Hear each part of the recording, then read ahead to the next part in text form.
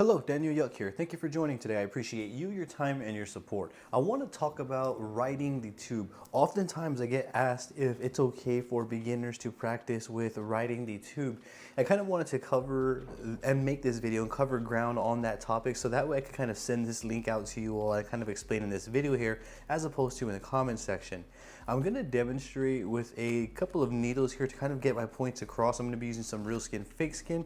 Here's an OG produce, I think the Frequency Master tattoo machine.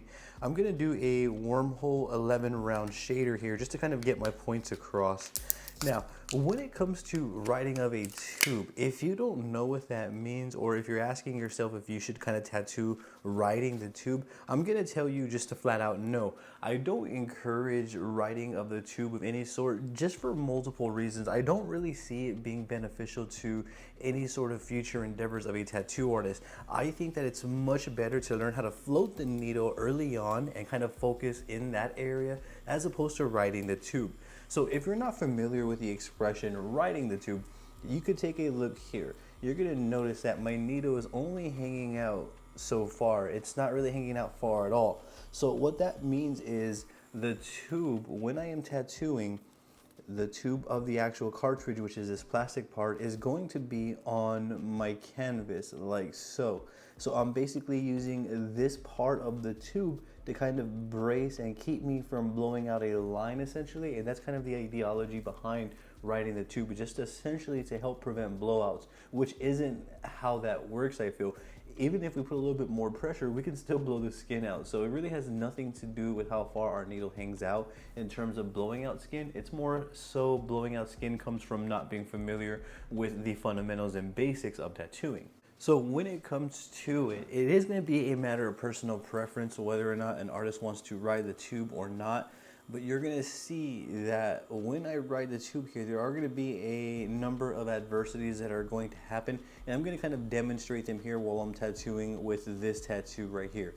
So let's just say this little mini tattoo here, a client came in and wanted this. Let's say I'm just beginning and I'm practicing on human skin, which is something I should not be doing. I should kind of be very acquainted and mastered the fundamentals before I ever consider tattooing human skin. Let's just say I jumped the gun though, right? I'm going to go ahead and dip for some ink here. And I'm going to kind of try to mimic what's going to happen when we write the tube.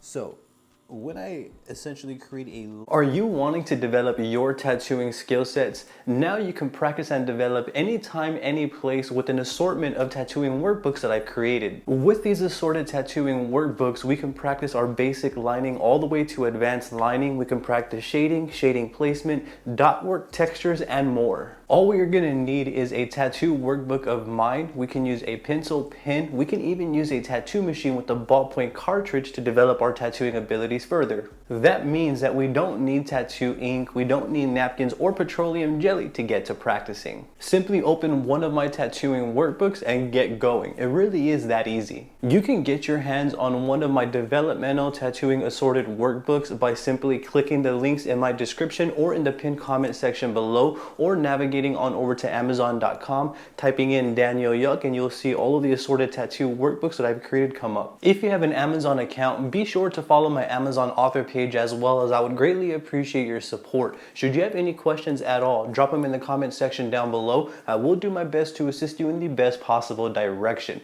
With that being said, let's get right back into this video. I'm going to be depending on that tube, so I'm going to kind of angle myself in a way, and you kind of see how all the ink begins to pull up. I can't see where I'm going off the bat, and I really don't like that at all. It makes me feel super uncomfortable. So you can see that I'm going to go and depend on writing the tube. So I kind of have to carve this line out, so to speak. You can see that it's very messy. Me and I guess my workflow, I don't like this at all. I hate when and that's really a strong word, but it's how I feel about this sort of workflow. It just, for me, it shouldn't be that way, especially when it can be different. It can be different, and that fact is important to consider.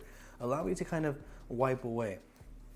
Now, that was a more cleaner demonstration of writing the tube. I want to see if I can give you a different angle here so that way you can kind of see some consequences that I'm trying to speak of. Here's another angle. Allow me to kind of create another line here while writing the tube so that way I can kind of show you here. So I'm going to kind of do half of this tattoo while writing the tube, talk about some adversities, and I'll show you another half of kind of floating the needle here. So this is another reason why I don't recommend riding the tube, not only because it's messy, but you can see how it's really hard to kind of keep that tube in a manner that you need it to run here. So if I go like this, it just feels really abrasive as well. So you can see off the bat, I'm not going to be able to ever see the line that I'm creating ever.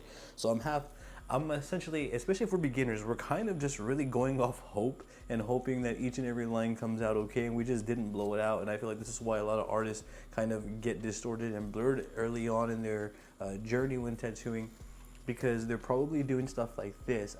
Believe me, I started off riding the tube as well, and it really never did me any good. Let me see if I can kind of show you here as well. So you can see, again, pulling, it's not going to stop. It's going to be like that each and every time. And you're going to see a lot of inconsistencies. I'm actually surprised that I'm yielding these sort of results, but these are definite blowouts, I feel. So let me actually kind of change this here. So you can hear the skips because I can't get a fluid motion with the tube there in front of me. And I'm sure it's going to be different for everyone, but for me, it's really, really hard for me to find any sort of consistency that I'm happy with. You're going to see that each and every time that I create that there's going to be pulling. I mean, to an extent, there's always going to be pulling. However, it can be avoided if we're approaching it correctly. So you can see that I'm really just dependent on my tube here, and that's essentially what riding the tube is. You can see that every time I touch down the needle, so does the actual plastic tip of the tube. There you go. And it's always going to be like that, pulling. And again, this is more on the cleaner end, I feel.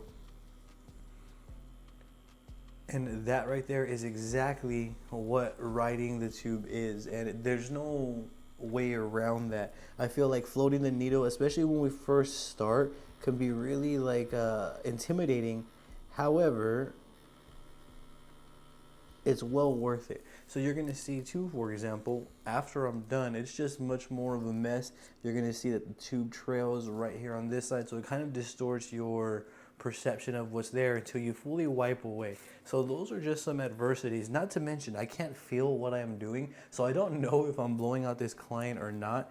And based on the backside of this fake skin, it kind of looks like I'm getting really close, if not already blowing out this skin, because I'm kind of just digging in there and trusting that the needle depth of how far this is hanging out is going to do the job for me. When people are riding the tube and only hanging out their needle this far, I feel like it's coming from a place of maybe not knowing, not being familiar with the fundamentals and what needle depth is and angle and all of that. So you can see though that each and every time I ride the tube, my theory is, or I guess the logic behind riding the tube, is that much of the needle is going into skin to deposit the ink in a correct manner. So therefore we can't blow out the skin, but there's that variable of concaves. Even when you press down on skin, it kind of curves to wherever you're applying pressure. So there's that variable to consider, which this right here wouldn't be really good for. So you can see that riding the tube necessarily isn't the way to go. It's more of a safe area, really. It's a place where artists can really be safe with their, or I guess feel safe with their tattoos, really. But I don't really think that it's something that we should ever consider or encourage. I feel like if I were to kind of hang my needle out a few more notches, like maybe somewhere around here. So I would like to hang my needle out right around here, somewhere around there in this ballpark. Now the reason being is because when I apply the machine there, when I apply the pigment, I want to be able to see the very tip of my needle, and I want to experience minimal pulling, and I want to trust the fact that, or I want to trust my abilities in applying a tattoo. So there's multiple reasons why I would rather float the needle, which is what I'm about to show you, over riding the tube. Riding the tube for me is just a weird workflow. It's too messy. Not only that, I didn't even mention stencil loss. If we're riding the tube, we're obviously going to be rubbing right over the stencil, so we have to kind of go over it and over it. Then we risk losing the integrity of the design and the stencil. So just a lot of adversities that are negative when we want to ride the tube. I figure if we learn how to float the needle like so you can see, watch, I'm just going to use the very tip of the needle here and kind of just bring it around, so that way I can see the needle all the way through here. I do have a little bit of splatting, but that's okay. there is minor pulling, but not nearly as much as I was experiencing with riding the tube there. And I'm going to go ahead and kind of taper out here, but you can see that when I align my hand speed to my voltage, get the right angle, I'm able to yield cleaner results that reflect the integrity of the design a lot more than riding the tube. Now, granted, floating the needle does require more skill and effort, time and patience. However, we are going to yield better results each and every single time that we tattoo. I would much rather take that road. Same thing over here. So you can see that I'm going to let the tip of the needle do the work. And that's floating the needle, where I'm just letting the tip of the needles do the work for me. This is what I encourage you to learn and develop. I feel like you should probably start off here and just skip the riding of the tube altogether. I'm sure every artist is going to feel different about that. I rarely see artists ride the tube, though, to be fair with it. And then the same thing, you can see that although there is minor pulling, I'm still able to see where I'm going. And then the more ink that I deposit, the less that pulling will be there until I have to go back for more ink.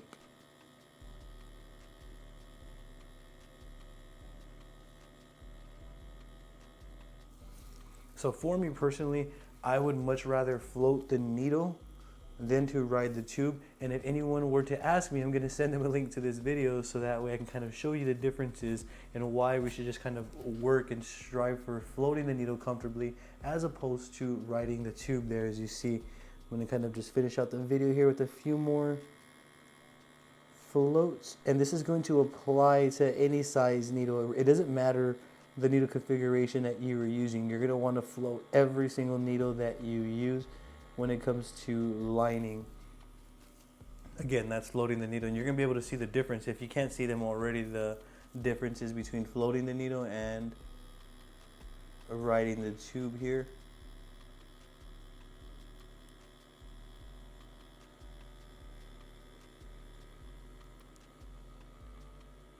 Like so. All in all, I can see the difference from this top area right here versus this bottom area. This top area looks more powerful, cleaner applied, and this one kind of looks a bit wonky and inconsistent. And if I were to kind of just adjust my needle a little bit more, you could adjust your needle to your liking. You could even hang it out a little bit more if you want. You just want to make sure the needle is going to cycle all the way back in to pick up more ink.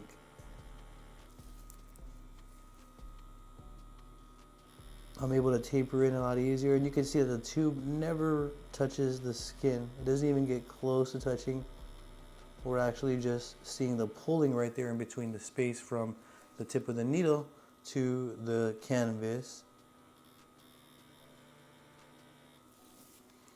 But that's the main difference. And again, I guess that in a nutshell, or all together really, is why I don't recommend why I don't recommend riding the tube. It's just a really bad habit to develop off the rip. And again, I feel like it kind of keeps us in a safe zone and will kind of limit us from progressing further later on down the road. We should be able to float the needle like this each and every time. Like, it shouldn't be an issue. It shouldn't be something that we are afraid of. This is something that we should just be able to do naturally. And then we can kind of progress in that manner with floating the needle each and every single tattoo that we do. But you can see how it's a repetitive process of just floating the needle over the skin and depositing ink in a manner that the design calls. Allow me to clean this up so we can take a close-up look at it. So here's a close-up look at the differences between floating and riding the tube. Now, after the wipe away, you can't necessarily see the difference. However, if you pay attention, where we were riding the tube, there was more inconsistencies. So if you take a look right here, for example, in this area, we're going to notice some like fluctuations where the tube was kind of like sticking to the skin there. So therefore it created a sort of skip like that, as you see, and that's what's reflecting in the final read here. Not only that, it was really hard to see where I was going from point A to point B, because that's a big deal to me. I need to be able to see where I'm going.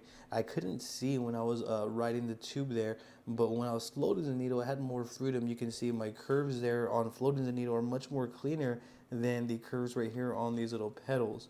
So I feel those are some main reasons why we should just kind of stray from riding the tube and focus on floating the needle from early on, if not the jump. From day one, I would just kind of discourage altogether riding of any tubes. So if you're just starting out and you're going to be using a coil machine, a pin style tattoo machine, it really doesn't matter. I would encourage you to kind of stay away from riding the tubes and go with floating the needle and kind of get comfortable with that. I think it's a better approach, a healthier approach, especially for a long-term career within tattooing. That'll be it for this one. Those right there are some main differences. If you have any questions at all, I encourage you to please drop a comment down below. I'm going to do my best to assist you in the best possible direction. And you're going to see though that when I was riding the tube, in fact, I was actually going deeper than I was when I was floating the needle. So when I was riding the tube there, you can see I was actually kind of compensating by pushing a little bit more harder, I suppose, naturally, just for the lack of the needle depth. So you can kind of see the theory behind riding the tube isn't necessarily accurate or correct. Just because we hang out a needle a certain length and we're applying that does not mean that's how the skin's going to accept it. It is 110% better to learn how to float the needle than it is to ride the tube. And I kind of feel like this right here is a confirmation of that right there. And I think it's crazy because like the idea behind floating the needle sounds a lot more daunting than riding the tube, but when in reality, riding the tube is probably going to produce more aggressive results than floating of a needle. So I hope that can kind of shed some light and give you a little bit more of an understanding on the differences between riding the tube and floating the needle. And I hope that can help you in a better direction and help you maybe understand that floating the needle is a more healthier technique and approach to take when it comes to either floating or riding of a tube. Definitely float the needle and get comfortable with that. It's definitely going to be comfortable at first, but it's not impossible to learn. That'll be it for this one. If you have any questions at all, I encourage you to please drop a comment down below and I will do my absolute best to assist you in the best possible direction. Please don't forget to subscribe to my YouTube channel and ring my bell, as I will be bringing more videos like this for you. With that being said, I appreciate your time and I thank you for watching. You have a great day.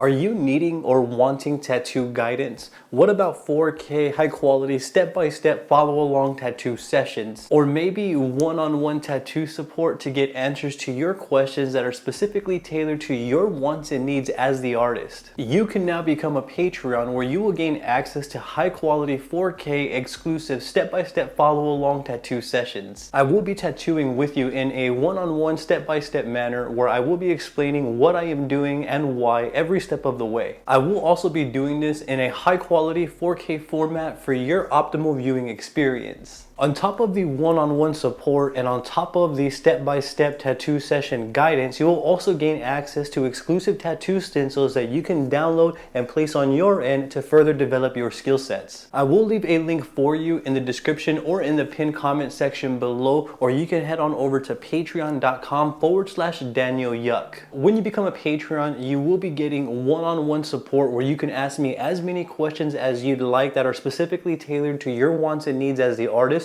You will gain access to exclusive tattoo stencils that you can download and practice on your end. You'll also gain access to exclusive high quality 4K footage where I walk you through each and every tattoo session in a one-on-one step-by-step manner where I explain all the what's and why's along the way. Become a Patreon today. Thank you for your support in advance. I greatly appreciate you.